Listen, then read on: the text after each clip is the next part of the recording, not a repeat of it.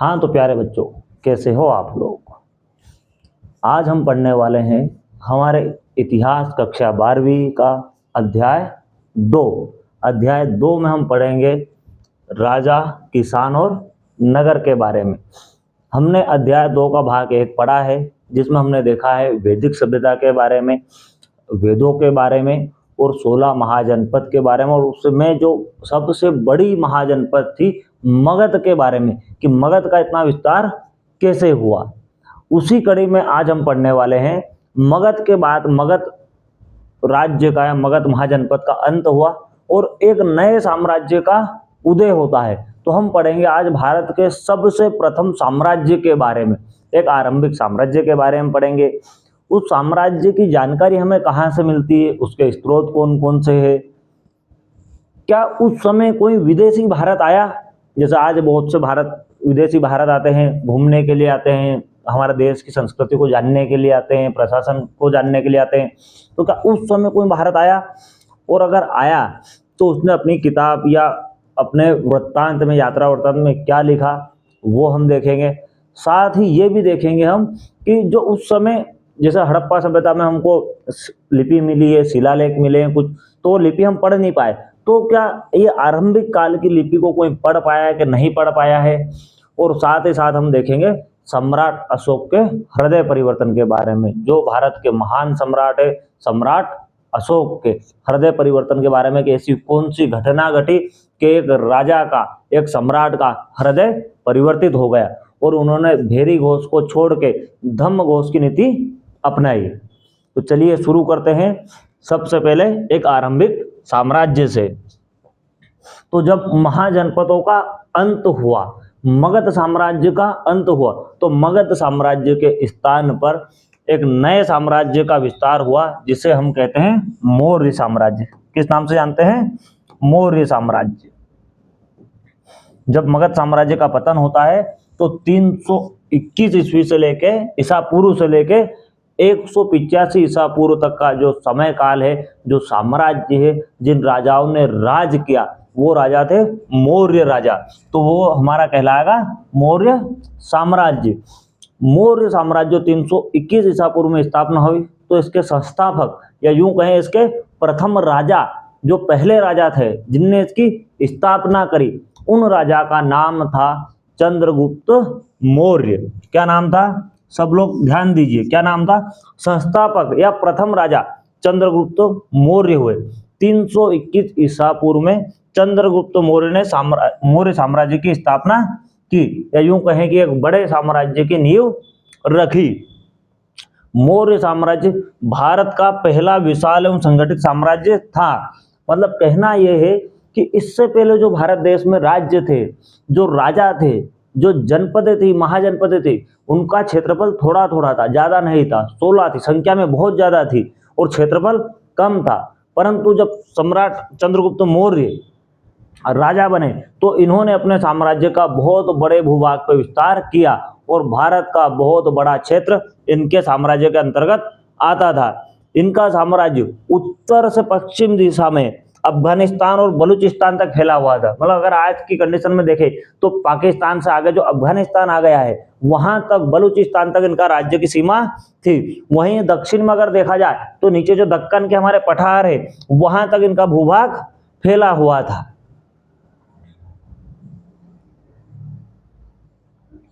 ये देखिए पूरा साम्राज्य, सम्राट अशोक आरंभिक काल में, मगध के बाद, मगध में जब महापद्मानंद का अंत होता है और उसकी जगह मौर्य साम्राज्य आते हैं, चंद्रगुप्त मौर्य शासक बनते हैं। किनकी सहायता से? अपने गुरु की सहायता से। इनके गुरु थे कौटिल्य, या यूं कहें विष्णुगुप्त या चाणक्य।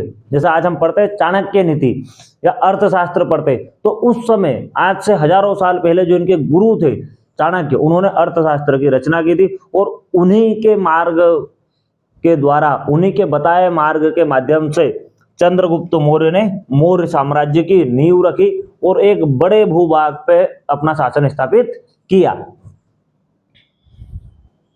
तो अगर पूछा जाए कि भाई पहला सम्राट कौन सा है भारत का, प्रारंभिक राजा कौन थे, तो किसका नाम आएगा? चंद्रगुप्त मौर्य का आएगा।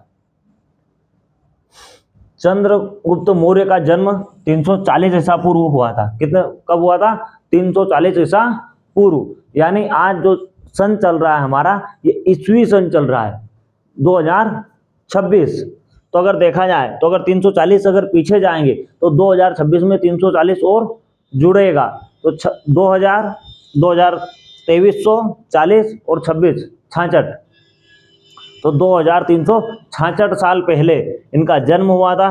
ये मौर्य साम्राज्य के संस्थापक थे अभी हमने, और इन्हें भारत का प्रथम महान सम्राट कहा जाता है। इनके गुरु कौन थे? कौटिल्य या चाणक्य या विष्णुगुप्त, जिन्हें हम तीन नाम से जानते हैं। और इनके सहयोग से ही इन्होंने नंद वंश का अंत किया था। महापद्मानंद जो है उनके नंद वंश का अंत करके इन्होंने अपना साम्राज्य स्थापित किया था। अब ये इन्होंने जो साम्राज्य लगाया कि साहब इनकी जानकारी कैसे मिलती है? भाई मन में सवाल आएगा कि आज से हजारों साल पहले की बात है, 2500 साल पहले की पुरानी बात है, तो इसकी जानकारी हमें कहाँ से मिलती है? कौन बताता है? अब उस समय कोई इंटरनेट तो था नहीं कि नेट पे डाल दिया कि वीडियो रिकॉर्ड करके डाल दी कि देखो मेरा राज्य है। ये सारी चीजें तो पता नहीं चलती है। तो इसकी जानकारी हमें कैसे लगती है? तो इसकी जानकारी लगती है, जानकारी का जो प्रमुख स्रोत है वो है एक मेगास्थनीज। क्या है? मेगास्थनीज नाम का एक यूनानी राजदूत था जो 302 के समय भारत आया, ईस्वी में, ईसा पूर्व भारत आया, और उसने एक किताब लिखी। क्या लिखी? इंडिका। मौर्य साम्राज्य के समय में मेगास्थनीज नाम का एक यूनानी राजदूत भारत आता है और वो अपनी एक किताब लिखता है। क्या लिखता है? किताब लिखता। और उस किताब में वो लिखता है कि मैं भारत आया हूँ, भारत में फला राजा है, इनकी ऐसी ऐसी शासन व्यवस्था है। तो जब उस किताब को हम पढ़ते हैं तो उस किताब से हमें साम्राज्य की जानकारी मिलती है। कौन सी किताब? इंडिका। और इसके रचनाकार कौन है या किसने लिखी, लेखक कौन है? तो वो है मेगास्थनीज। कहाँ के? यूनान के। दूसरी जानकारी कहां से मिलती? तो जो इनके गुरु थे या जो इनके प्रधानमंत्री रहे बाद में, वो थे कौटिल्य। तो उन्होंने अर्थशास्त्र नामक ग्रंथ की रचना की है, अर्थशास्त्र की रचना की है, जिससे हमें मौर्य साम्राज्य की जानकारी मिलती है, उसके शासन प्रशासन की जानकारी मिलती है। इसी के साथ उस समय जो धर्म हुआ करते थे, जैन धर्म, बौद्ध धर्म, हिंदू धर्म, तो जो इनके ग्रंथ है, जो इनकी रचनाएं हैं, उससे भी हमें मौर्य साम्राज्य की जानकारी मिलती है। हमें 16 महाजनपद की जानकारी कहां से मिल रही है? जैन और बौद्ध ग्रंथों से, अंगुत्तर निकाय और भगवती सूत्र से। उसी प्रकार मौर्य साम्राज्य की जानकारी का स्रोत भी क्या है? जैन ग्रंथ, बौद्ध ग्रंथ और पौराणिक ग्रंथ, मतलब हमारे पुराण, इनके माध्यम से भी हमें मौर्य साम्राज्य की जानकारी मिलती है। अगला स्रोत क्या है? अगला स्रोत है जो मौर्य वंश के राजा हुए हैं, सम्राट अशोक। तो सम्राट अशोक ने क्या किया है? पत्थरों पर, शिलाओं पर अपने अभिलेख लिखवाए हैं। क्या किया है? अभिलेख लिखवाए। पत्थरों पर, शिलाओं पर, ताम्रपत्रों पर अपने अभिलेख लिखवाए। तो जब हमने देखा अलग अलग क्षेत्र में हम गए और कुछ पत्थर पर लिखा मिला और उसको पढ़ा गया, क्या ये इस पत्थर पे क्या लिखा है, क्या खुदा हुआ है, तो जब हम देखते हैं तो उससे भी हमको मौर्य साम्राज्य की जानकारी मिलती है। और खुदाई में, मंदिरों में बहुत सी जो मूर्तियां लगी और पुरातात्विक अवशेष, यानी जो खुदाई में हमको तत्व मिलते हैं, तो जो अवशेष हमें मिले, जब हमने उनका निरीक्षण किया, उनको देखते हैं, पढ़ते हैं उनके बारे में, तो उससे भी हमें मौर्य साम्राज्य की जानकारी मिलती है। तो मौर्य साम्राज्य की जानकारी के स्रोत क्या क्या हो गए? सबसे पहले मूर्तिकला। भाई उस समय की मूर्तियां अलग बनती थी, आज मूर्ति अलग बनती है। मेगास्थनीज जिसने इंडिका की रचना की, चंद्रगुप्त मौर्य के दरबार में आए थे। अगला जो उनके राजा थे, के मंत्री थे या गुरु थे, कौटिल्य, तो इन्होंने अर्थशास्त्र की रचना की। जैन धर्म, बौद्ध धर्म और पौराणिक ग्रंथ, पुराने मतलब जो धार्मिक ग्रंथ होते हैं, जो हमारे पुराण है, उनके माध्यम से भी हमको मौर्य साम्राज्य की जानकारी मिलती है। और अगली मिलती है सम्राट अशोक के अभिलेख। ये जो पत्थर पे खुदे हुए थे, शुरू में तुम देख पा रहे होंगे, अभिलेख हुआ, स्तंभ हुआ, मतलब एक खंबा, खंबे को कहते हैं स्तंभ। तो स्तंभ के माध्यम से हमको सम्राट अशोक के स्तंभ के माध्यम से मौर्य साम्राज्य की जानकारी मिलती है। तो अगर पूछा जाए तो मुख्य स्रोत क्या क्या है?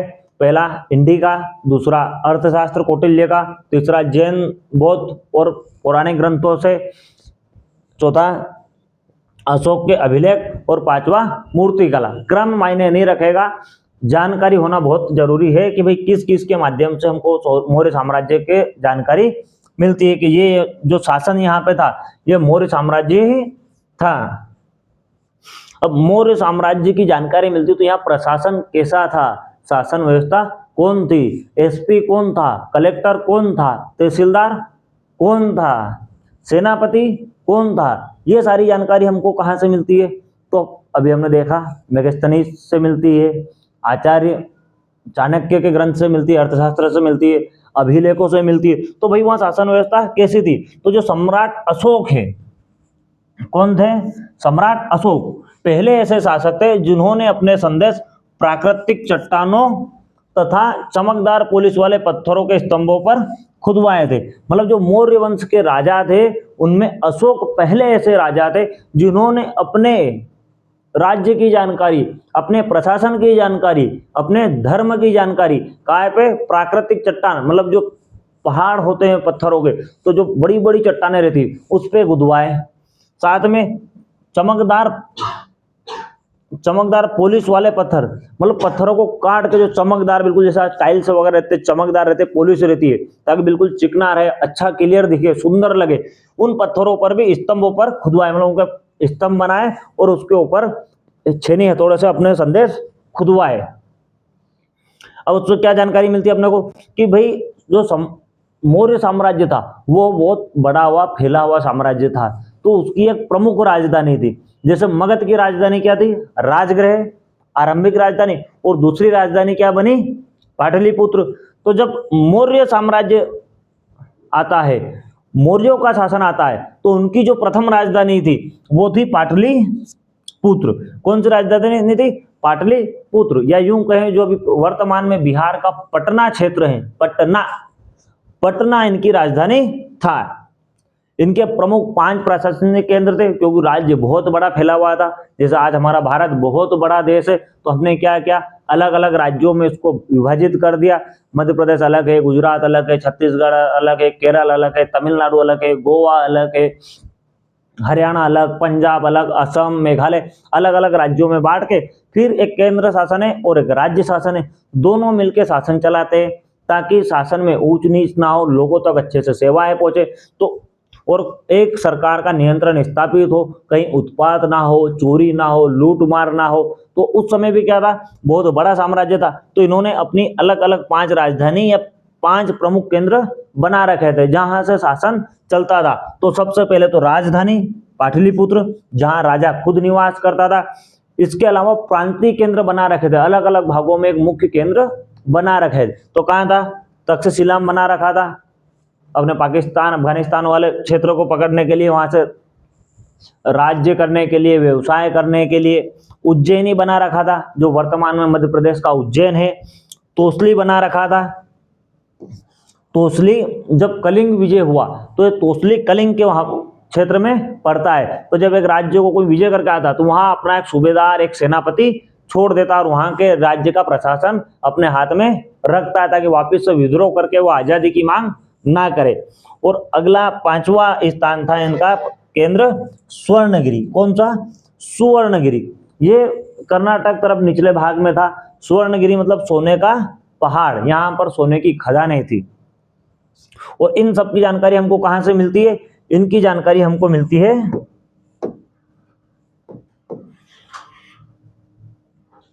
अशोक के अभिलेखों के माध्यम से। ये देखिए, ये मौर्य साम्राज्य का मानचित्र है, आपको दिख रहा होगा।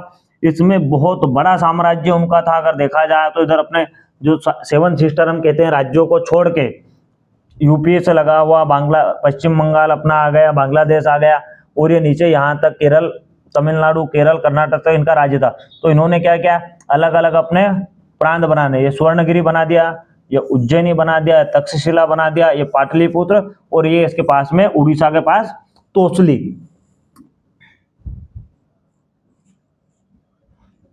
तो इन केंद्रों के माध्यम से क्या बेनिफिट हुआ इनको?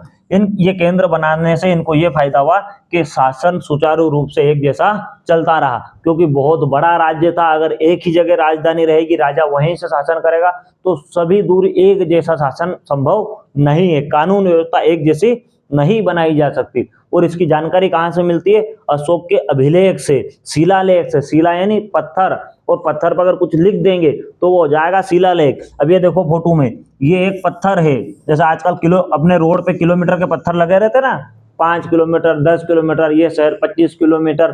तो जो अपन कहीं जाते हैं, सफर करते हैं, तो अपन क्या देखते हैं? गाड़ी से गर्दन बाहर करके देखते हैं कि कितने किलोमीटर और शहर बचा है। तो उस समय क्या था, राजाएं अपने राज्य की सीमाओं को निश्चित करने के लिए शिलालेख लगाते थे, उस पर लिखा रहता था, खुदा रहता था उस समय की भाषा में।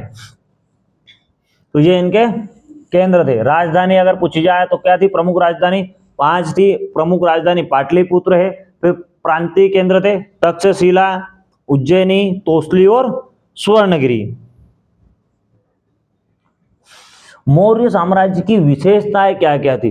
भाई ये क्षेत्र, इसको हम आज क्यों पढ़ रहे हैं इस पाठ को? ऐसा इस साम्राज्य में क्या था? तो इस साम्राज्य में क्या था? ये साम्राज्य बहुत विशाल था। क्या था? मौर्य साम्राज्य बहुत विशाल था, बहुत फैला हुआ था। इस कारण से आज हमको इस क्लास में से पढ़ना पड़ रहा है। दूसरा, इसकी विशेषता एक ये भी थी कि सभी क्षेत्रों में एक जैसी प्रशासनिक व्यवस्था लागू करना कठिन था। तो उस समय के राजा ने क्या किया? 5 अलग 4 और भी अपने उपकेंद्र बनाए, प्रांतीय केंद्र बनाए। कौन कौन से? तक्षशिला, उज्जैन प्रमुख व्यापारिक मार्गों पर स्थित थे।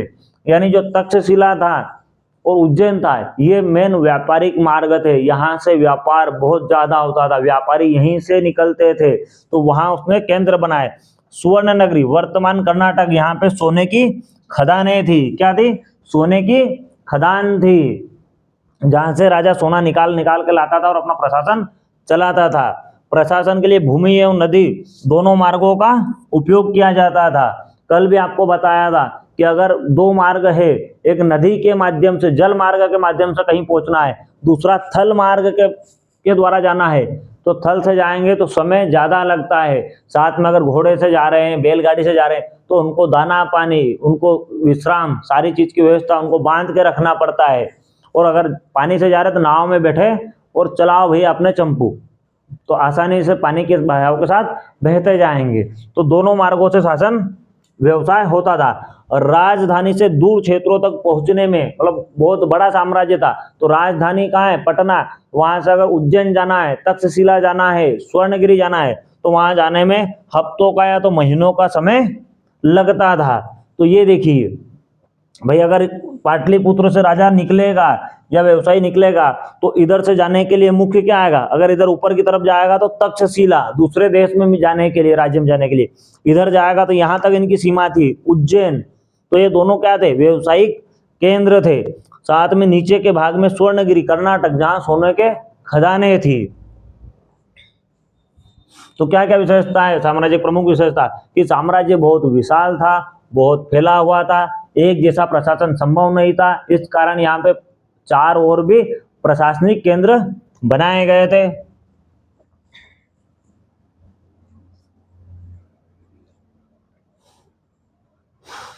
और जो अगली विशेषता, मौर्यकालीन सेना व्यवस्था। तो मेगास्थनीज के अनुसार, कौन? मेगास्थनीज यानी यूनानी राजदूत के अनुसार सेना के संचालन के लिए एक केंद्रीय समिति थी और 6 उप समिति थी।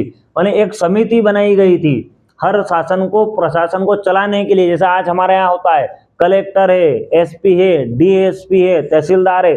तो उस समय खाद्य विभाग है। तो उस समय भी क्या था भाई? शासन को चलाने के लिए, सेना के संचालन के लिए क्या कर दिया था? वहां पे एक समिति बना दी गई थी। क्या बना दी गई थी? एक केंद्रीय समिति जो केंद्र की थी, और साथ में 6 उप समितियां बनाई गई थी। कितनी? 6 उप समितियां। इन समितियों में टोटल 30 सदस्य थे। कितने थे? 30। तो प्रत्येक समिति में 5-5 लोग थे। तो इन समितियों के कार्य बांट दिए गए थे कि भाई तुम्हारा अलग अलग कार्य रहेगा। ग्रुप बना दिए गए थे समिति। तो एक समिति का क्या काम था? नौसेना का संचालन करना। क्या था? ये देखिए, प्रशासन के लिए क्या कर दी थी भाई? समिति बना रखी थी। जैसे आज विभाग बने रहते ना, शिक्षा विभाग है शिक्षा के लिए, खाद्य विभाग है खाद्य के लिए, पेट्रोल के लिए पेट्रोलियम विभाग है, हर क्षेत्र का अलग अलग अपना विभाग है। तो उस समय भी सेना, राजा ने क्या कर रखा था मौर्य शासन काल में कि भाई शासन सुचारू रूप से चले, सेना सही से चले, सही से मेरा राज्य की नीतियों का क्रियान्वयन हो, तो उनने 6 समिति बना दी सेना को लेके, सैन्य प्रशासन को लेके, ताकि सेना को खाद पहुंचता रहे, हथियार पहुंचते रहे। तो सबसे पहले पैदल समिति क्या बनी थी? पैदल समिति, और पैदल सैनिकों के प्रबंध के लिए और प्रशिक्षण के लिए जो पैदल सेना का संचालन करती थी। दूसरी, पैदल के बाद आते हैं घोड़े। ये देखो, घुड़सवार समिति, अश्वारोही दस्ते का नेतृत्व, घोड़े का रख रखाव, मतलब इस समिति का काम था जो घोड़े पे सेना चलेगी उसकी व्यवस्थित देखरेख, और जो उनके घोड़े हैं उनको दाना पानी मिल रहा है कि नहीं मिल रहा है, खाना मिल रहा है कि नहीं मिल रहा है, इस चीज का रख रखाव कौन करती थी? घुड़सवार समिति। अगली समिति थी सेना में और क्या रहते थे? हाथी, तो उसके लिए बनी थी हाथी समिति। तो जंगली हाथियों को पकड़ना, भाई जंगल से हाथी पकड़ के लाना, उनको प्रशिक्षित करना, शिक्षण देना, और उनका उपयोग कैसे करना है, उनके खान पान की व्यवस्था अगर कोई करनी है तो वो काम था हाथी समिति का। जबरदस्ती से हाथी को पकड़ के ले आए और प्रशिक्षित नहीं करेंगे तो वो तो इनकी जनता को ही कुचल देगा। अगर हाथी पागल हो जाएगा तो क्या हुआ भाई, वो देखेगा ही नहीं कि कौन सामने है। और जंगल से जब हाथी को पकड़ के लाते थे तो वो तो मदमस्त हाथी है जंगल में, तो उसको मन चाहे उधर घूमने की इच्छा थी, तो उसको प्रशिक्षित किया जाता था, प्रशिक्षण दिया जाता था। अगली थी रथ समिति। युद्ध में राजाओं के लिए काय का होता था? रथों का उपयोग करते थे। भारत में राजा काय पे चलते थे? रथों पे चलते थे। तो रथ का निर्माण करना, कि रथ का निर्माण कौन करेगा? कारीगर वगैरह करेगा, तो भाई सही बने कि नहीं बने, ऐसा तो नहीं कि रास्ते में पहिया निकल जाए, ब्रेक फेल हो जाए। तो रथों का निर्माण, प्रशिक्षण और युद्ध क्षेत्र में संचालन, मतलब जो सारथी रहता है, तो इस समिति का काम था कि भाई रथ कहाँ बनेंगे, कैसे बनाएंगे, सही से बन रहे कि नहीं बन रहे, उनका प्रशिक्षण दिया जाता था कारीगरों को। और जो रथ चलाने वाले, मतलब ड्राइवर, जैसे आज हम ट्रैक्टर वगैरह है, 4 व्हीलर चलाते, कलेक्टर की गाड़ी चला रहा है, मुख्यमंत्री की गाड़ी चला रहा है, तो एक ड्राइवर को प्रशिक्षण दिया जाता है। तो उनको प्रशिक्षण देने का काम कौन करती थी? रथ समिति। सेना का अगला भाग था जल सेना, नौसेना। तो समुद्र और नदी पे जो नौसेनाएं थी उनका संचालन और परिवहन के लिए जो समिति थी वो थी नौसेना। इस समिति का काम था भाई नावें सही से है कि नहीं, ऐसा तो नहीं कि नावें पानी में चल चल के खराब हो रही, नावें कहाँ बन रही, कितनी नाव, कितने जहाज राजा के पास है, कितने नौसैनिक है, तो सारी चीज का हिसाब किताब ब्यौरा रखने के लिए जो समिति बनी हुई थी वो थी नौसेना समिति। के सैनिक सही से आ रहे, जा रहे, काम कर रहे कि नहीं कर रहे, ऐसा तो नहीं कि गप्पे लड़ा रहे हैं। अगली और अंतिम समिति थी रसद समिति। कौन सी थी? रसद समिति। रसद का मतलब होता है भोजन, खाना पानी। जैसे हम लेने जाते हैं ना, क्या लेने जाते हैं? राशन कार्ड लेके जाते हैं राशन लेने।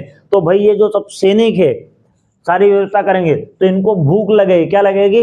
भूख लगेगी, बीमार होंगे, इनको खाना चाहिएगा, तो इनके भोजन पानी, इनको हथियार चाहिए होंगे लड़ने के लिए, तलवार, भाले, तो सारी चीज की व्यवस्था, रसद चाहिएगा, असला चाहिएगा, तो भोजन पानी, हथियार और आपूर्ति का प्रबंध कौन करती थी? रसद समिति करती थी। रसद समिति का काम था कि भाई सैनिकों के पास अच्छा खाना पहुंचे, पौष्टिक आहार जाए, उनको उनके हथियार मिले, धारदार हथियार मिले, तो ये सारी चीज का काम कौन देखती थी? वो देखती थी रसद समिति। तो सैन्य प्रशासन के लिए मौर्य काल में क्या था? एक केंद्रीय समिति और 6 उप समिति बना रखी थी। कौन कौन सी? पैदल समिति, पैदल सैनिक के लिए, घुड़सवार समिति, अश्वसेना के लिए, हाथी समिति जो हाथी जंगल से पकड़ती थी, प्रशिक्षण करती थी, रथ समिति रथों को चलाने के लिए जो सारथी होते थे, रथ कैसे बने हैं उनको देख रेख के लिए, नौसेना जैसा आज हमारी नेवी है तो नौसेना थी, नौसेना समिति, और अंतिम रसद समिति, मतलब वहां सैनिकों को भोजन पानी हथियार मुहैया कराने के लिए जो समिति बनी थी उसे हम रसद समिति कहते हैं।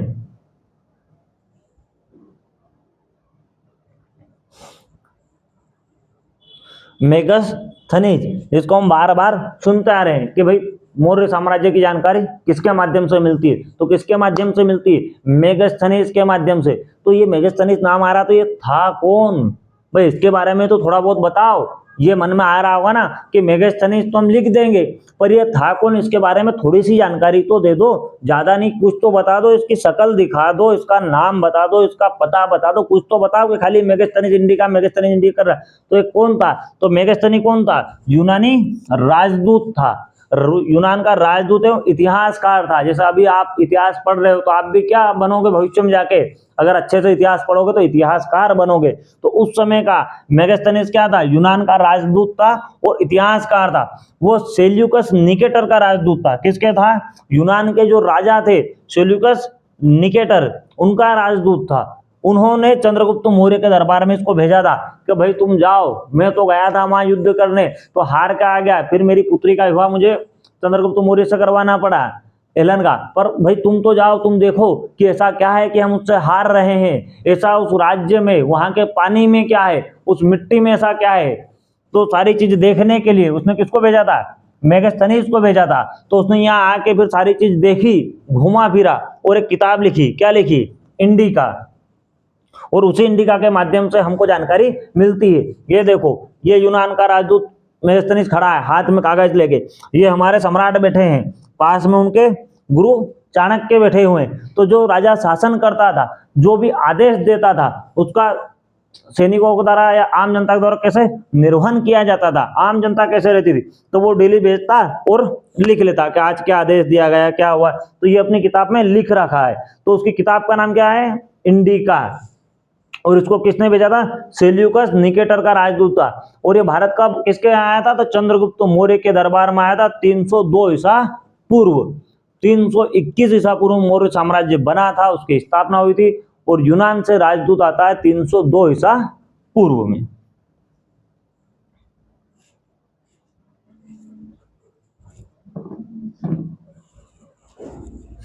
तो जो इंडिका किताब इसने लिखी, तो इसमें इसने क्या क्या लिख रखा है, क्या देखेंगे। तो इंडिका के अनुसार मौर्य साम्राज्य में सैन्य प्रशासन के लिए, जो हमने अभी पढ़ा है, उपसमितियां, मौर्य सेना के संचालन के लिए 30 सदस्यों की एक परिषद थी, यानी एक केंद्रीय समिति थी, जो 6 अलग अलग उप समितियों में पैदल, घुड़सवार, हाथी, रथ, नौसेना और रसद में बटी हुई थी।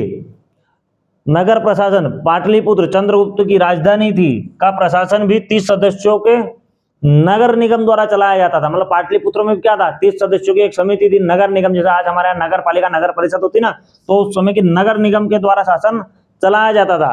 भाई समाज का विभाजन कैसा था, तो मेगास्थनीज के अनुसार समाज को 7 वर्गों में बांटा गया था। कितने वर्गों में, 7 वर्गों में विभाजित किया जाता। जैसे आज हम देखते हैं ना अलग अलग वर्ग श्रेणी, या आज हमने उसको बड़ा चढ़ा के बहुत निचले लेवल तक गिरा दिया, जाति तक गिरा दिया। कहां गिरा दिया, जाति तक। पर उस समय ऐसा कोई जातिवाद नहीं था, उस समय वर्ग थे। तो कौन कौन से वर्ग थे, एक था दार्शनिक, मतलब जो देखेंगे दार्शनिक, लोगों को उदारता का पाठ पढ़ाएंगे, दर्शन का बताएंगे, तो वो दार्शनिक थे। दूसरे किसान, जो खेती करते हैं। तीसरे थे अहीर, यानी चरवाए, जो उस समय गाय भैंस को चराने का काम करते थे, ग्वाले, तो वह चरवाए थे। अगला था कारीगर या शिल्पी, मतलब जो कारीगरी करते हैं, जो सामान बनाते थे, चाहे वो मिट्टी के हो, लकड़ी के हो, या लोहे के हो, सोने के आभूषण हो, जो भी कार्य करते थे, तो वो कौन सी वर्ग से आते थे, अहीर से, कारीगर थे, शिल्प थे। अगला सैनिक, जो सेना में भाग लेते थे, जो देश की सुरक्षा करते थे, सीमा पे खड़े रहते थे।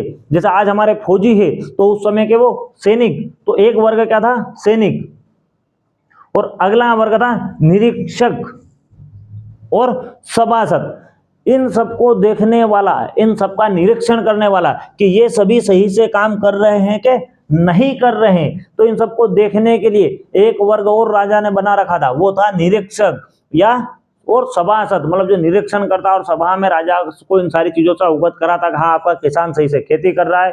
चरवाहा, ग्वाला, अहीर गाय चरा रहा है।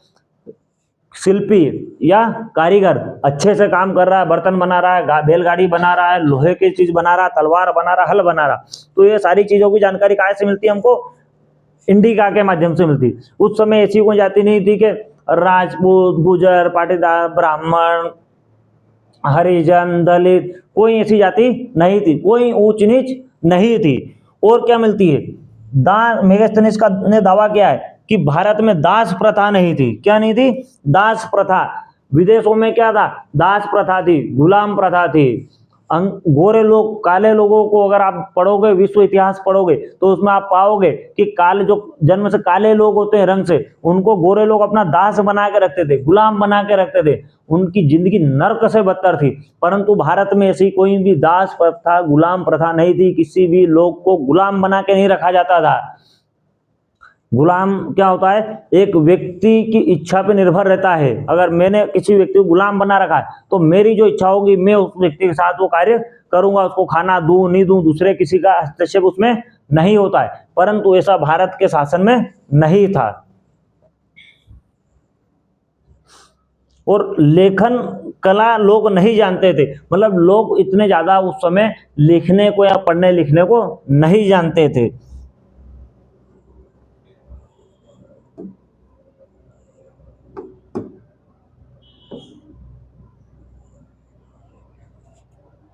सम्राट अशोक मौर्य साम्राज्य में एक महान सम्राट थे, हमारे सम्राट अशोक। तो सम्राट अशोक भारतीय इतिहास के महानतम शासकों में से एक थे।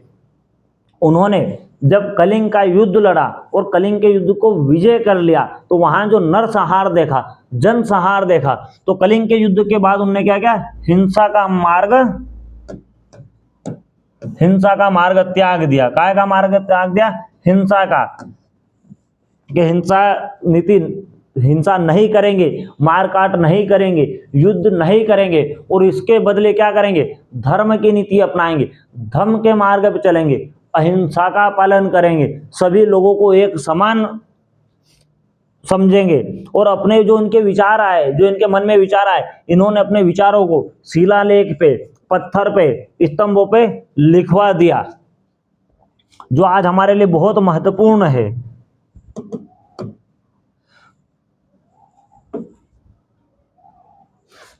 अशोक ने जो शिलालेख लिखवाए थे, सम्राट अशोक ने क्या किया? अपने जो उस समय के विचार थे, उनको क्या किया था? शिलालेख पे लिखवा दिया गया था। परंतु आज हम पढ़ते हैं हिंदी बोलते हैं और लिखते हैं किस लिपि में? देवनागरी लिपि में। तो उस समय जो अशोक थे, सम्राट अशोक थे, उस समय भाई कौन सी भाषा थी, कौन सी लिपि थी, कौन सी भाषा में इन्होंने लिखे? क्या इंग्लिश में लिखे, उर्दू में लिखे कि संस्कृत में लिखे?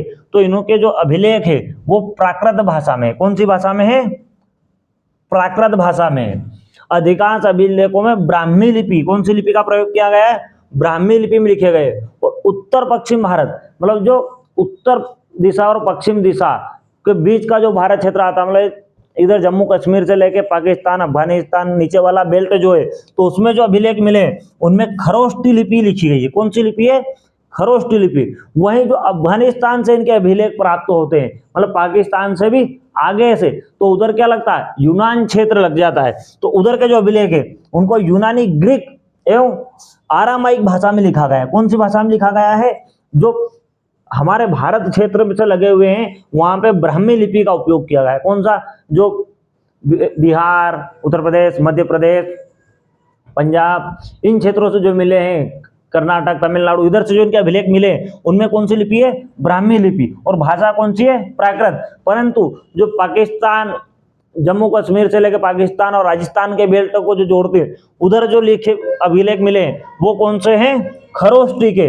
परंतु जो अफगानिस्तान, पाकिस्तान से भी आगे जो अफगानिस्तान क्षेत्र लगता है, वहां से आगे यूनान क्षेत्र लग जाता है, तो उधर जो इनके अभिलेख मिले हैं वो यूनानी, ग्रीक भाषा में। कौन सी है? यूनानी भाषा और आरामाइक भाषा में इनके अभिलेख मिले हैं। तो जो हमारे सम्राट अशोक थे, उन्होंने अपने अभिलेख अलग अलग भाषा में, प्राकृत भाषा में, अलग अलग लिपि में, अलग अलग क्षेत्र में लगा रखे थे, जिससे इनके शासन की जानकारी हमें मिलती है कि भाई कैसा प्रशासन था, क्या धर्म की नीति उन्होंने, सम्राट ने अपना रखी थी। अब इन्होंने जो अलग अलग लिपि में लिख रखे थे, भाई सवाल तो निकल कर आएगा ना कि हड़प्पा सभ्यता की लिपि तो आज तक पढ़ी नहीं गई है, अभी तक समझ में नहीं आई है, शासन प्रशासन समझ में नहीं आया था। सर पहला पार्ट पढ़ा तो दूसरा पार्ट आया तो इनने तो फिर अभिलेख लिख दिए, खरोष्टी लिपि में लिख दिए, ब्राह्मी लिपि में लिख दिए, तो इनको पढ़ा किसने? तो इनको पढ़ने का श्रेय जाता है सिर्फ एक आदमी को। कितने आदमी को? एक आदमी को। किसको?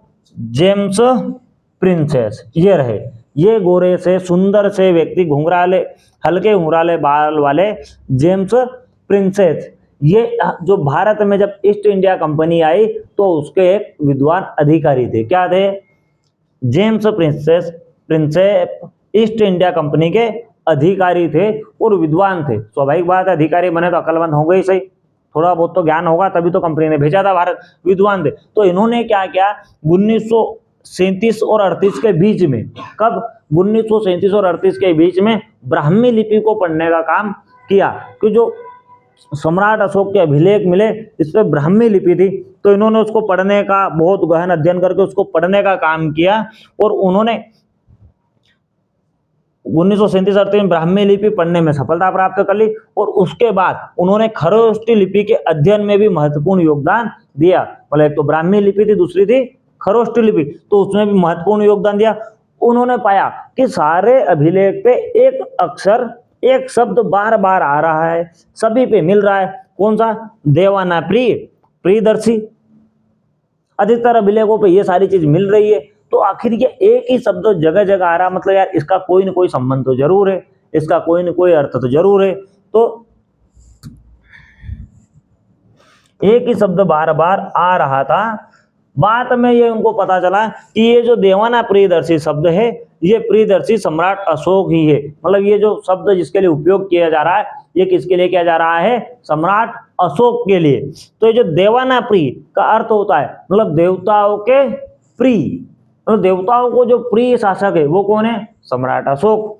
और प्रियदर्शी मतलब देखने में जो सुंदर है, जिनका मुख सुंदर है, देखने में प्यारे लगते हैं, तो वो कौन है? तो वो भी किसके लिए उपयोग किया गया है? सम्राट अशोक के लिए। मतलब सम्राट अशोक देखने में बहुत सुंदर थे और देवताओं के प्रिय। क्यों? क्योंकि इन्होंने धर्म के अनुसार बाद में शासन किया। इनने जीवन में सिर्फ एक युद्ध लड़ा, कलिंग का युद्ध। जैसे ही उसमें नरसंहार देखा तो इनकी आत्मा बदल गई। इन्होंने भेरी घोष छोड़ के धम्म घोष की नीति अपनाई, इसीलिए इनको देवताओं के प्रिय शासक की उपाधि दी गई। तो इनकी लिपि को पढ़ने का काम किसने किया है? ब्राह्मी और खरोष्टी को। तो पूछा जाए तो जेम्स प्रिंसेप। कौन से सन में? 1837 और 38 में। इन लिपियों को पढ़ा कैसे गया? भाई पढ़ तो लिया, पर समझना चाहिए ना कैसे पढ़ा गया। तो जो खरोष्टी लिपि पढ़ी गई, ये उत्तर पश्चिम भारत में थी। आपको बताया कौन से? अपने पाकिस्तान से राजस्थान वाले बेल्ट में मिली थी। तो खरोष्टी लिपि का प्रयोग होता था उधर। तो उसको पढ़ा कैसे? तो जो हिंद यूनानी शासकों के सिक्के थे, किनके? जो भारत के और जो यूनान के शासक थे, उनके जो सिक्के थे, उन सिक्कों पे राजा का फोटो रहता था, सील लगी रहती थी, और नीचे उस राजा का नाम लिखा रहता था। जैसे अपने नोट पे लिखा था भारत सरकार, और वो 10 रुपए, तो 10 रुपए फिर अलग अलग भाषा में लिखे रहते हैं। 100 रुपए, तो 100 रुपए अलग अलग भाषा में लिखे रहते हैं। जैसे ये नोट है अपना, तो इसको देखो, ये यहाँ पे ये अलग अलग भाषाओं में लिखे हुए हैं। क्या कर रखे हैं? अलग अलग भाषाओं में लिखे हुए कि 20 रुपए 20 रुपए। तो उस समय के जो राजाओं के सिक्के थे, उन सिक्कों पे क्या था? यूनानी और खरोष्टी दोनों में लिखा हुआ था। यूनानी में भी लिखा हुआ है प्रिय सम्राट अशोक, और खरोष्टी में भी लिखा हुआ है सम्राट अशोक। तो जब यूनान के विद्वानों को बुला के उनको पढ़ा गया उनकी सहायता से, तो उन्होंने कहा कि यूनानी में तो सम्राट अशोक लिखा है भैया, इसके ऊपर राम जाने क्या लिखा। तो जब उन अक्षरों को मिलाया गया और जगह जगह सिक्कों को देखा गया कि यार सब सिक्कों पे एक जैसा है, तो एक जैसा है मतलब ये जो नीचे लिखा है यही ऊपर लिखा गया है दूसरी भाषा में।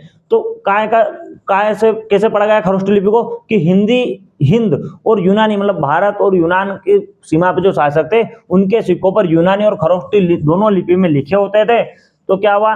विद्वानों ने दोनों लिपियों की तुलना करी अलग अलग सभी अक्षरों की, और तुलना करने से इस लिपि को पढ़ा गया। वहीं ब्राह्मी लिपि को कैसे पढ़ा गया? जो भारत में पाई गई, भारत में अभिलेख, तो ब्राह्मी भारत की अत्यंत प्राचीन लिपि है। कब की? भारत की बहुत पुरानी लिपि थी। आधुनिक भारतीय लिपियों की जड़ ब्राह्मी लिपि मानी जाती। मतलब आज जो लिपि हम पढ़ रहे हैं आधुनिक में, इसकी जड़ कौन है? इसका बीज मंत्र कहाँ से मिला है? तो इसका बीज जो मिला है वो हमको मिला है ब्राह्मी लिपि से। तो आधुनिक विद्वानों ने, मतलब भारत के जो यूरोपीय विद्वान जो थे और भारत के जो पंडित थे, पुरोहित थे, उनको क्या था? संस्कृत के ग्रंथ पढ़ते थे, तो पुराने शब्दों का थोड़ा थोड़ा ज्ञान था।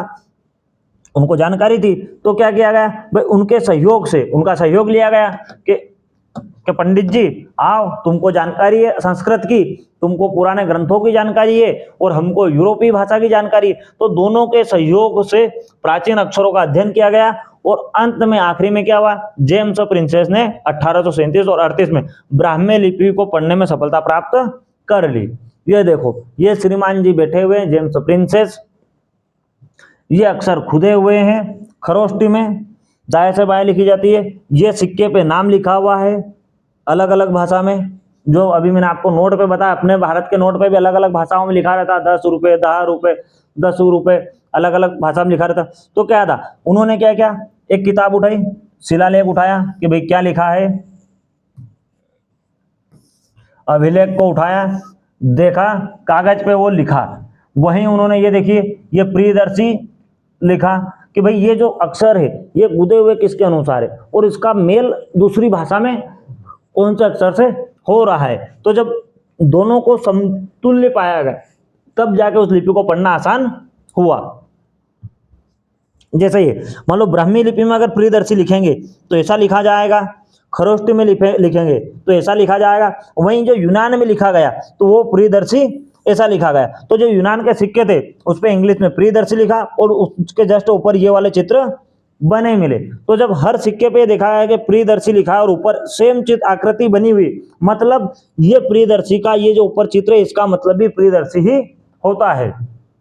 तो इस तरह से भाई जेम्स प्रिंसेस ने 1837 और 1838 में ब्राह्मी लिपि पढ़ने का कार्य किया और हमको एक महान सम्राट से अवगत कराया, एक राजा से अवगत कराया, एक साम्राज्य से अवगत कराया जिसको हम सम्राट अशोक के नाम से जानते हैं। अब ये जो साम्राज्य थे, या यूं कहे कि पुराने जो राजा महाराजाओं के साम्राज्य थे, हम पढ़ते हैं कि भाई लेन देन कैसे होता था। तो एक लेन देन की प्रक्रिया थी वस्तु विनिमय। क्या थी? वस्तु विनिमय। मतलब अगर भाई मुझे दूध चाहिए और आपको चना चाहिए, दाल चाहिए, तो आप मुझे दूध दे दो, मैं आपको उसके बदले चना दाल दे दूंगा। आपको गाय चाहिए और मुझे भैंस चाहिए तो मैं आपको गाय दूंगा, आप मुझे भैंस दे दो। तो उससे क्या रहता था, कोई बाजार जाता था यार कि आज मेरे को सामान लेके आना, तो इधर से बहुत सारा सामान कंधे पे लाद के जाना रहता था कि ये सामान मैं उसको दूंगा, फिर उधर से सामान लेके आऊंगा।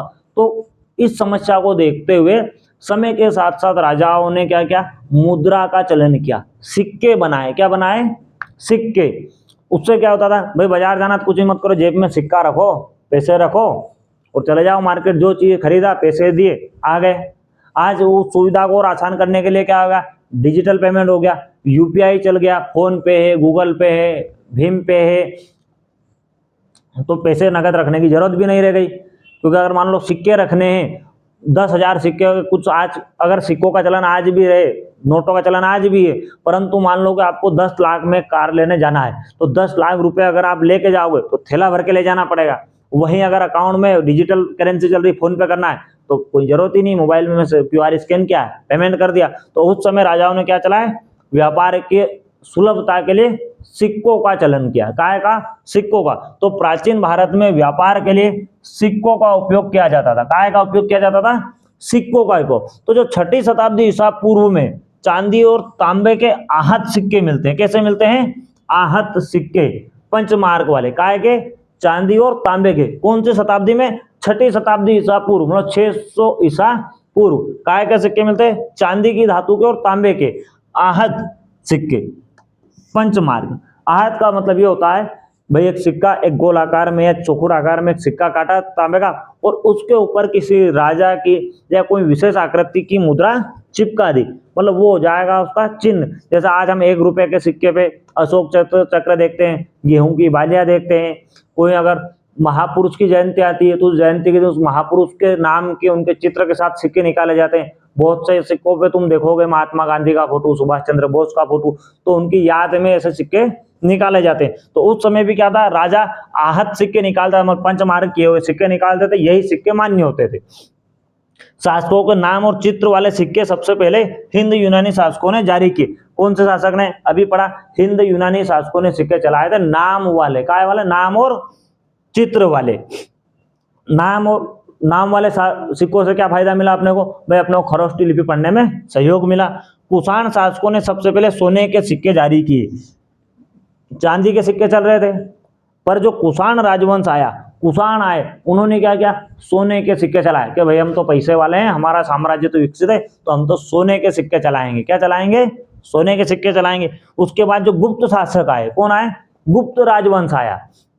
मौर्य साम्राज्य के बाद कुषाण आए, कुषाण के बाद जो गुप्त शासक आए, गुप्त शासकों ने भी सोने के सिक्के चलाए, पर और अच्छी क्वालिटी के साथ।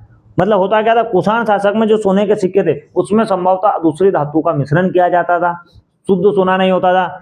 कुषाणों ने कहा कि हम पैसे वाले हैं, रईस है, तो हम सोने के सिक्के चलाएंगे। वहीं जब गुप्त शासक आए, उन्होंने बोला कि पैसा पैसा क्या करता है, पैसा तो हमारे पास है, हम शुद्ध सोने के सिक्के चलाएंगे। कैसे चलाएंगे? शुद्ध सोने के सिक्के। तो गुप्त शासकों ने कैसे चलाया? उत्कृष्ट गुणवत्ता, मतलब शुद्ध सोने के सिक्के चलाए। वहीं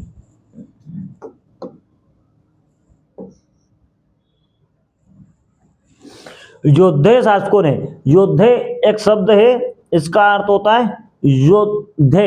योद्धे मतलब युद्ध करने के लिए आतुर हो, वो समूह, उसको योद्धे कहते हैं। तो योद्धे शासकों ने, योद्धे शासक कहाँ थे?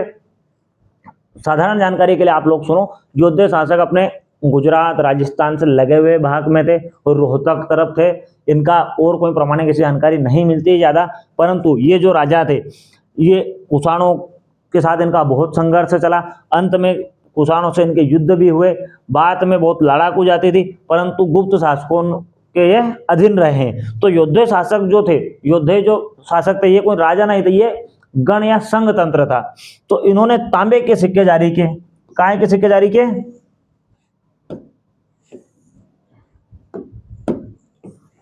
तांबे के। काय के सिक्के निकाले? तांबे के। कौन से शासकों ने? योद्धे शासकों ने। ये पंजाब और हरियाणा क्षेत्र में बड़ी संख्या से मिलते हैं। कौन से क्षेत्र में मिलते हैं इनके सिक्के?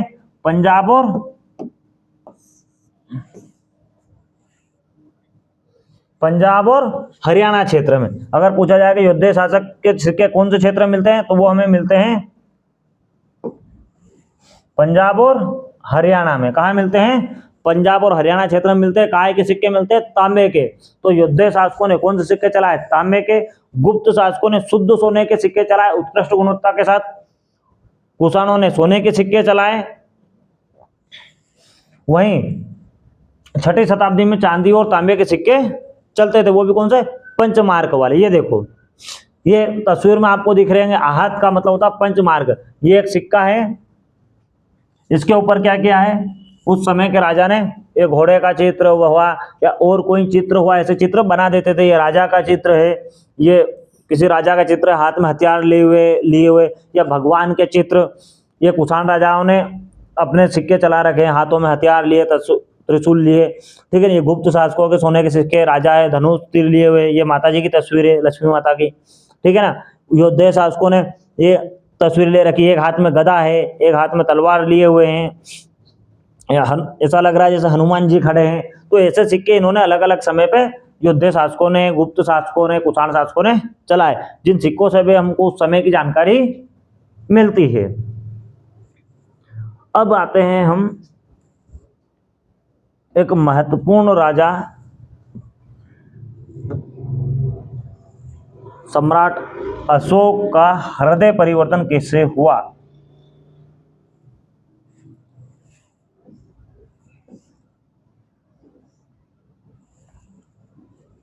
और उसका क्या कारण है। तो एक इतिहास की बहुत बड़ी घटना है, बहुत महत्वपूर्ण घटना, जिसके बिना हमारा इतिहास अधूरा है। अगर वो घटना के बारे में हम नहीं जानेंगे तो यूं मान लीजिए आपने इतिहास के बारे में कुछ भी नहीं जाना, आपका पूरा इतिहास अधूरा है। वो घटना जिसके कारण आज हम एक महान सम्राट को जानते हैं, एक महान सम्राट को जिसने पैदा किया, या यूं कहें जिसका जन्म हुआ, तो वो घटना थी कलिंग का युद्ध। कलिंग का युद्ध। अशोक, सम्राट अशोक जब राजा बनते हैं 261 ईसा पूर्व से 8 साल पहले, मतलब जब ये राजा बनते हैं, राज्य अभिषेक होने के बाद 8 साल बाद, कितने साल बाद? 8 साल बाद 261 में कलिंग पे से युद्ध करते हैं। कलिंग वर्तमान में उड़ीसा में पड़ता है। कलिंग देश के साथ इनका युद्ध होता है। युद्ध में क्या होता है, जो कलिंग की सेना रहती है और सम्राट अशोक की सेना रहती है। दोनों में भयंकर युद्ध छिड़ता है, बहुत ज्यादा लोग मारे जाते हैं, लाखों की संख्या में मारे जाते हैं, लाखों की संख्या में सैनिकों को बंदी बनाया जाता है। तो जो सम्राट अशोक है उनने अपने शिलालेख जो लगा रखे हैं, तो जो 13वें नंबर का शिलालेख है, कौन सा शिलालेख? 13वें नंबर का शिलालेख। 13वें नंबर के शिलालेख में इन्होंने लिख रखा है कि कलिंग के साथ हमारा बहुत भयंकर युद्ध हुआ, उसमें लगभग 1.5 लाख लोग बंदी बनाए गए, 1 लाख लोग मारे गए और इससे भी अधिक लोग बाद में मृत्यु का शिकार हुए। मतलब 1 लाख के मरने के बाद भी बाद में लोग मृत्यु का शिकार हुए, क्योंकि मान लो किसी जो घायल हुए होंगे, बंदी बनाए गए होंगे, तो उनको दाना पानी नहीं मिला होगा, बीमारी फैली होगी, बीमार हुए होंगे, युद्ध में घायल जो होंगे, किसी का हाथ कट गया, कोई नस कट गई तो इलाज के दौरान मर गए होंगे, तो बहुत से लोग इसमें शांत हुए, मर गए। तो भाई जब राजा ने युद्ध देखा, ये देखो तस्वीर में कि बहुत से लोग मर गए हैं, बहुत से लोगों को बंदी बना लिया गया है, औरतें रो रही है, तो ये सब देख के अशोक ने सिर पकड़ लिया, तो बाप रे बाप क्या हो गया।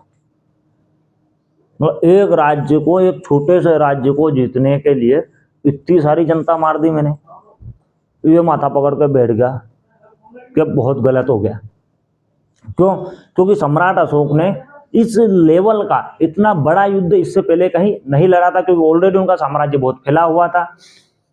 तक्षशिला में विद्रोह होता है तो खाली वो विद्रोह का दमन करते हैं, तो विद्रोह में क्या होता है, जो विद्रोही रहते हैं, जैसे आज हमारे प्रोटेस्ट कर रहे हैं, आंदोलन कर रहे हैं, गृह युद्ध छिड़ता है, तो कुछ लोग ही उसमें शामिल होते हैं। फिर राजा या राजकुमार वहां जाता है तो आधी जनता तो यूं ही साइलेंट हो जाती है कि भाई राजकुमार आ गया सजा दे देगा। कुछ लोग होते हैं फिर भी नहीं मानते, विद्रोह करते, तो उनको दमन कर दिया जाता है, बंदी बना लिया जाता है। तो तक्षशिला के विद्रोह का इन्होंने दमन किया था, वहां पे सफलता हासिल की थी। परंतु जब ये सम्राट बने, राजा बनने के 8 साल बाद इनको लगा कि यार सब दूर तो अपना क्षेत्र ये कोने पे जरा सा पाटलिपुत्र से जरा से दूरी पे उड़ीसा कलिंग पड़ रहा है, तो क्या यार यहाँ और थोड़ा सा काम करो, इसको और अपने कब्जे में कर लो, तो अपन उधर समुद्र तक मिल जाएंगे, तो समुद्र के द्वारा अपना व्यापार होता रहेगा, फिर आगे कौन सा देश देखेंगे। तो जब इन्होंने इनका पहला युद्ध लड़ा, कलिंग का युद्ध लड़ा, तो उसमें लाखों जनता मारी गई, लाखों को बंदी बनाया गया। तो जब इनने इतना बड़ा नरसंहार देखा खड़े हो, तो इनका सिर ठनक गया, कर रहे बाप रे बाप बहुत बड़ा पाप हो गया। अब उसका परिणाम क्या हुआ कि अशोक को युद्ध पर गहरा पश्चाताप हुआ। क्या होता है, जब हमसे कोई गलती हो जाती है तो हम उसका प्रायश्चित करना चाहते, क्या करना चाहते, प्रायश्चित। तो उससे पहले हमको पश्चाताप होता है, अरे यार कि बहुत गलत हो गया, ये चीज तो करनी ही नहीं थी, मेरे को तो युद्ध करना ही नहीं था। जैसे हम महाभारत में देखते हैं, जब एक तरफ कौरव सेना और एक तरफ पांडवों की सेना रहती है, तो अर्जुन भगवान कृष्ण को कहते हैं कि माधव मुझे एक काम करो, इस सेना के दोनों सेनाओं के बीच में ले चलो और मैं देखूंगा कि कौन कौन युद्ध करने आए हैं। तो जब वो बीच में जाके अपना रथ रोकते हैं, अर्जुन, श्री कृष्ण उनको बीच में ले जाते, युद्ध के दोनों सेनाओं के मध्य ले जाकर रथ को रोकते हैं और फिर कहते हैं कि देखो ये एक तरफ तुम्हारे भाई खड़े हैं, ये फला, ये ढिंका, ये रिश्तेदार, दूसरी तरफ तुम्हारे अंकल के लड़के हैं, तुम्हारे भाई है, तुम्हारे गुरु भाई है, तुम्हारे तात श्री है, गंगा पुत्र भीष्म है, तुम्हारे गुरु खुद खड़े हैं द्रोणाचार्य। तो अर्जुन को उस समय ग्लानि होती है कि यार साला ऐसा राज लेके क्या करेंगे कि हम हमारे भाई बंधुओं को ही मार दे, गुरु को मार दे, दादा परदादाओं को मार दे और फिर ही राज मिले। तो ऐसा राज का ना, मेरे को ऐसा राज चाहिए नहीं कि मैं तो जंगल में जी लूंगा पर मैं युद्ध नहीं करूंगा। फिर भगवान कृष्ण उसको गीता सुनाते हैं, गीता का श्रवण कराते हैं, तब जाके उसको कर्म प्रधान की जानकारी मिलती है और फिर अर्जुन युद्ध करता है। उसी प्रकार जब अशोक ने ये युद्ध देखा तो उसको भी बहुत पश्चाताप हुआ कि यार कहाँ युद्ध कर लिया, ये युद्ध तो नहीं करना चाहिए था, तो उसको पश्चाताप हुआ। अब इसके कारण उसने क्या किया, जो युद्ध की नीति थी उसको त्याग कर दी कि भाई अब मैं युद्ध नहीं करूंगा और मैं पूरे समाज पे, पूरे राज्य में धर्म की नीति के साथ शासन करूंगा, अहिंसा, दया, सहिष्णुता और प्रजा के कल्याण को महत्व दूंगा। मतलब प्रजा के कल्याण के लिए काम करूंगा, ऐसा नहीं कि सेना रखी, पैसा लगाया और युद्ध किया और जीता क्षेत्र, नहीं, मैं मेरा समय किसमें दूंगा, प्रजा कल्याण में दूंगा। और जो इनके विचार थे कि यार जो भाई मैं जो कार्य कर रहा हूं ये लोगों को ही पता चलने चाहिए, लोग भी इसका अनुसरण करना चाहिए, तो उसके लिए इन्होंने क्या किया, शिलालेखों पर ये सारे इनके विचार खुदवा दिए। कहां पे, शिलालेख पे, शिलालेख और स्तंभ लेखों पर ये सारे इनके विचार खुदवा दिए। तो इसका एक इनके ऊपर बहुत व्यापक प्रभाव पड़ा। क्या हुआ?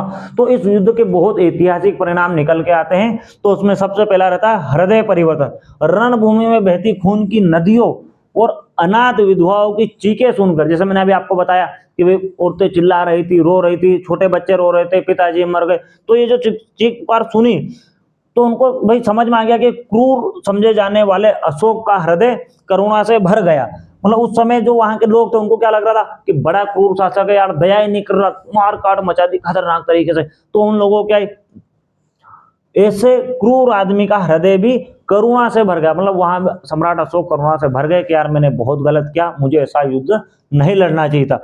फिर उन्होंने क्या कहा, भेरी घोष से दम घोष। मतलब भेरी घोष, जब हम युद्ध की घोषणा करते तो हर हर महादेव, जय माँ काली, जय भद्रकाली, ऐसी घोषणा करके हम युद्ध में उतरते हैं। तो उसके बदले उन्होंने धम्म घोष, मतलब भेरी घोष, युद्ध की घोषणा को छोड़ते हुए धम्म घोष, मतलब धर्म की घोषणा करते हुए अशोक ने हमेशा के लिए भेरी घोष, मतलब युद्ध नीति, शारीरिक विजय, मतलब शरीर से जो युद्ध करके विजय प्राप्त करते हैं, का त्याग कर दिया और धम्म घोष, सांस्कृतिक व आध्यात्मिक विजय की नीति अपनाई।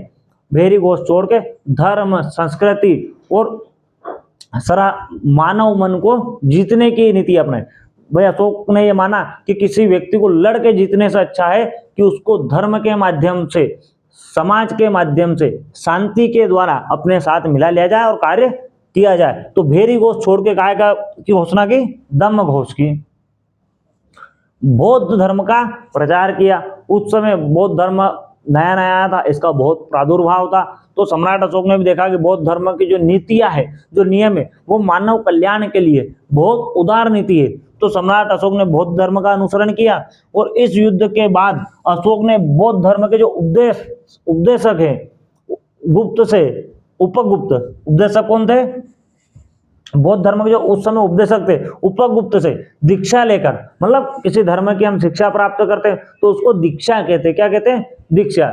स्कूल में पढ़ते हैं, इसको हम शिक्षा कहते हैं। पर किसी धर्म के बारे में पढ़ना, किसी धर्म के अनुसरण करने के लिए, उसके नियम पालन के लिए, उस धर्म के जाने के लिए क्या लेनी पड़ती है? उसकी दीक्षा लेनी पड़ती है। तो दीक्षा लेकर बौद्ध धर्म अपना लिया। कौन सा धर्म अपना लिया? बौद्ध धर्म अपना लिया। और उन्होंने अपने पुत्र महेंद्र और पुत्री संघमित्रा को धर्म के प्रचार के लिए श्रीलंका और अन्य देशों में भेजा। इन्होंने क्या किया? बौद्ध धर्म का प्रचार करवाया, खुद बौद्ध धर्म अपना लिया। और जो अपने पुत्र और पुत्री थी उनको भी कहा कि आप काम करो, दूसरे देशों में जाओ और वहां बौद्ध धर्म का प्रचार करो, वहां की जनता को, वहां के राजा को समझाओ कि युद्ध करने से कुछ हासिल नहीं होता है, सिर्फ हानि हानि है, परंतु अगर हम धर्म की नीति पे चलेंगे तो हम बहुत कुछ हासिल कर पाएंगे। लोक कल्याणकारी राज्य, उन्होंने खुद को प्रजा का पिता घोषित किया। भाई क्या घोषित कर लिया? पिता, कि मैं प्रजा, जो मेरी प्रजा है, अब मैं उसका शासक नहीं हूं, राजा नहीं हूं, मैं उसका क्या हूं? पिता हूं। और एक पिता की जिम्मेदारी रहती है अपने पुत्र की हर इच्छा पूरी करना, उसका जीवन सुखी रहे, इस चीज का ध्यान रखना। तो उन्होंने क्या लिखा है? सवे मनुष्य प्रजा ममा, मतलब सारी प्रजा, सारे मनुष्य मेरे पुत्र के जैसे और मैं उनके पिता के समान हूं। सभी मनुष्य मेरी संतान है। क्या है? संतान है। और पशुवध पर रोक लगाकर कुएं खुदवाकर छायादार पेड़ लगवाए तथा चिकित्सालय बनवाए। क्या बनवाए? चिकित्सालय। मतलब जो उस समय बौद्ध धर्म अपना लिया, अहिंसा की नीति अपनाई, साथ ही साथ वो इतने धार्मिक हो गए, इतने निश्चल हो गए, इतने कोमल हो गए कि उन्होंने युद्ध तो छोड़ा ही छोड़ा, पशु बलि पे भी रोक लगा दी कि भाई एक पशु में भी जीव होता है, वो भी जीव मात्र है। तो आज से कोई भी मेरे राज्य में पशु की बलि नहीं देगा।